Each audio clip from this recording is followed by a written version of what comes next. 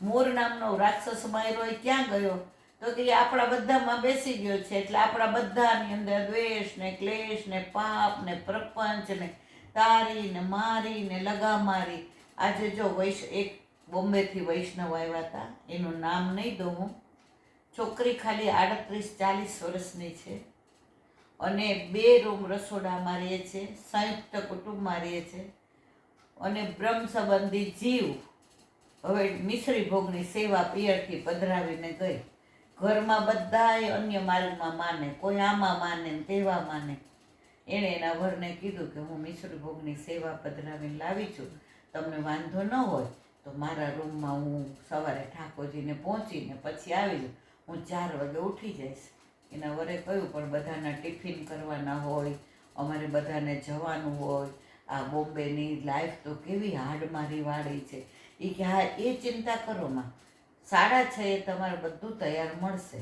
પછી તો એમ કરતાં કરતાં એને તો એટલો સેવામાં આનંદ આવ્યો તો એણે એના મધરને ફોન કર્યો કે આ લોકડાઉન છે ને બધા ઘરે છે, મમ્મી હું સખડી ભોગની આજ્ઞા લઉં?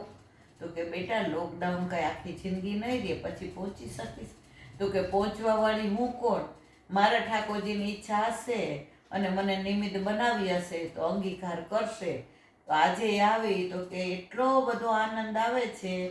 4 વાગે ઉઠી જાઓ અને બધાને 7 વાગે ટિફિન દેવાના હોય તો ઇલાંટી 6:30 તો ટિફિન એ ભરાઈ જાય અને બધું કામ પછી કપડાં ને વાસણ ને ઘાટી ન આવે, અને આવ્યો હોય તો ભલે કરીએ, ભલે બધા અનુકૂળ નથી પણ મારા પ્રભુએ મારા રૂમમાં મારો રૂમ તો અનુકૂળ આપ્યો છે અને બધા ઉઠે ને રસોડું એઠું થાય એ પેલા મારા ઠાકોરજીની સખડી ભોગની સેવા પહોંચી અને પછી હું મારું કામ કરું છું.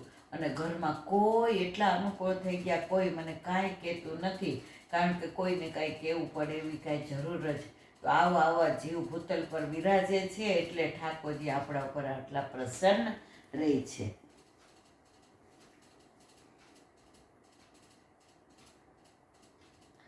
એવા પ્રભુના ચરણારવિંદની રજ શ્રી યમુનાજીમાં સ્ફુરાયમાન છે. તે દર્શાવવા માટે મુરારી નામ કહ્યું છે. તટ ઉપર જે નવા વન છે તેની સુગંધ જેના પુષ્પોથી પ્રગટ થઈ રહી છે, તેથી સુગંધયુક્ત જળને કારણે સુરભાવ તથા અસુરભાવવાળા ભક્તોને પ્રભુનું સ્મરણ થઈ આવે તેવી શોભાને આપ યમુનાજી ધારણ કરે. જો યમુનાજીનું જળ સુગંધિત હોય છે. કેમ? યમુનાજીના કિનારે વન હોય છે, ઉપવન હોય છે, તેમાં સુગંધી બધા પુષ્પો ફૂલેલા હોય છે, ખીલેલા હોય છે. હવે એને એમ થાય કે અમે તો પુષ્પો પ્રભુને લાયક ક્યારે બનીએ? જો અમે યમુનાજીના કિનારે છીએ, તટ ઉપર છીએ અને યમુનાજીમાં પડીએ તો એ જળ સુગંધિત થાય અને પ્રભુ એમાં સ્નાન કરવા આવે, પ્રભુ એમાં વિહાર કરવા આવે અને અમને સ્પર્શ થાય તો અમારો બેડો પાર થઈ જાય. તો એ પુષ્પો એવા પ્રેમથી અંદર પડે અને પછી યમુનાજી સુગંધિત થઈ જાય અને પ્રભુ અંદર સ્નાન કરે ત્યારે એમનો બેડો પાર થઈ જાય. પુષ્પોને પણ જો આવો ભાવ થાય તો આપણને કેમ નથી થતો કે આ મળમૂત્રથી ભરેલો દેહ ક્યારે યમુનાજી પ્રભુ લાયક બનાવે અને ક્યારે અમે બ્રહ્મ સંબંધ લીધું છે તો ઠાકોરજીની સેવામાં પહોંચીએ. યમુનાજી તો કૃપા કરવા માટે તૈયાર જ છે. જીવ સ્વભાવથી દુષ્ટ છે કે કોઈ વાતે સમજતો નથી. આજે ઘણાય બ્રહ્મ સંબંધ લે પછી ફોન કરે, એલા બેન સેવા પધરાવી છે, દોષ પડશે તો, અમારાથી નહીં સચવાય તો. જો સેવા નથી કરતા ને એ જ મોટામાં મોટો દોષ છે. સેવા કરો તો તમને કોઈ દોષ પડે નહીં. એક જેના વચનામૃત સાંભળ્યા હતા એની અંદર હતું કે દોષ, અપરાધ અને પાપ આ ત્રણેય જુદું જુદું કે એક? કોઈ કે એક, કોઈ કે જુદું જુદું. ત્યારે જે બહુ સરસ દાખલો આપીને સમજાવ્યું લૌકિક, કારણ કે આપણે જીવ લૌકિક છીએ એટલે આપણને તો લૌકિક ભાષા જ સમજાય. જે તો વલ્લભ છે, વલ્લભકુળ છે, વાણીના પતિ છે. જો એ એમની વાણીનું ઊંચું દાન કરે તો આપણા જીવ તો સમજી શકે નહીં. એટલે વલ્લભને ખબર હતી.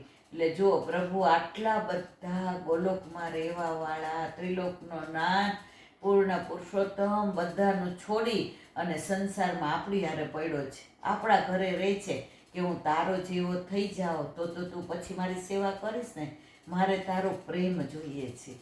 જે વચનામૃતમાં એક વાક્ય સરસ કીધું હતું આજે, એ કે પ્રભુ બધાને પ્રેમ કરવાનો જ કેમ કે છે, એ કોઈ અપેક્ષા જ નથી રાખતા. તું મને 56 ભોગ ધર, તું મને હીરા મોતીના શ્રૃંગાર ધરાવ, તું મને સોનાના પાત્રો કરાવ, ના, તું મને પ્રેમ કર. બસ પ્રેમ લક્ષણા વલ્લભે 9 ભક્તિ 9ધા ભક્તિ પ્રહલાદે આપી, શ્રવણ કીર્તન બધું આપ્યું, પણ એની અંદર શું કીધું કે 10મી મારી પ્રેમ લક્ષણા ભક્તિ. તો કે પ્રભુ કેમ પ્રેમ કરવાનો જ કે, તો જે એટલો સરસ લૌકિક દાખલો આપ્યો એ કે વૈષ્ણવ, જે ધનવાન માણસ હોય ને એને ગમે એટલું ધન હોય ને તો એમ થાય હજી કમાવ, હજી કમાવ, હજી આની અંદર વધારો થાય, હજી હું કુબેરપતિ બની જાઉં, હજી મારી પાસે ધન આવે.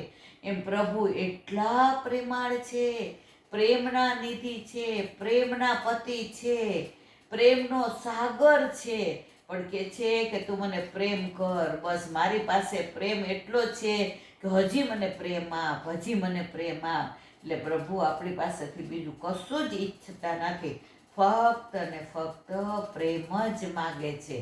તો આપણે વાત કરતા હતા દોષ, અપરાધ અને પાપની. તો જે 3 દાખલા આપ્યા કે જો દોષ કોને કહેવાય કે આજે મારા ઘરે ઠાકોરજી બિરાજે છે અને કીધું છે કે ભાઈ ખોટું બોલવું નહીં. હવે માનો કે હું સેવામાં છું અને કોઈ માગવા વાળો આવ્યો, હવે એ ઝઘડાળું છે અને આજે બેંક બંધ છે, પૈસા બેંકમાંથી લેવા જવાયા નથી અને એને કીધું તું તું 5000 રૂપિયા કાલે લઈ જાજે. હવે જો એને એમ કહીએ કે બેંક બંધ છે એટલે લઈ આવતા ભૂલી ગયા, તો એ મોટો ઝઘડો કર્યા વિના રહે નહીં અને ઘરમાં વ્યથા થાય અને ઠાકોરજીને શ્રમ પડે.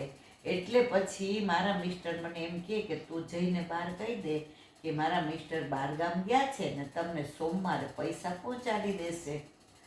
અને પછી આપણે કહ્યું એટલે કહ્યું કે હા સારું, તમે એમને કહેજો હવે મને પહોંચાડી દે, હું ધક્કો નહીં ખાઉં. તો જુઓ ઠાકોરજીની હાજરીમાં ખોટું બોલ્યા છતાંય ઠાકોરજી આપણને માફ કર્યું કે ભાઈ તું સંસારમાં રહેશ અને તે વ્યવહારું ખોટું બોલ્યો, જો તને માફ કર્યો તો આ દોષ કહેવાય, આ માફ કરી દીધું. હવે બીજું અપરાધ કરીએ છીએ આપણે, તો અપરાધે માફ કરી દઈએ છીએ. શું? હવે માનો કે મારા ઘરે ઠાકોરજી બિરાજે છે, હવે મને બુંદી બહુ સરસ આવડતી નથી અને મારી બેને કરીને મોકલી કે બેન આજે આપણા ઠાકોરજીને બુંદી અરુગવાનું મન થયું તો હું તારા ઠાકોરજી માટે મોકલું છું.